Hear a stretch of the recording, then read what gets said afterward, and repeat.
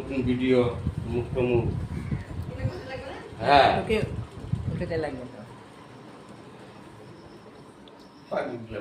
আরে এইখান থেকে নে। কে ধরে নিয়ে আসবে কি কবে? দিদি তো ধরবে, দিদি দেখাতে লাগবে না। কি করবো? হ্যাঁ, আরে ধর্নাই কবে?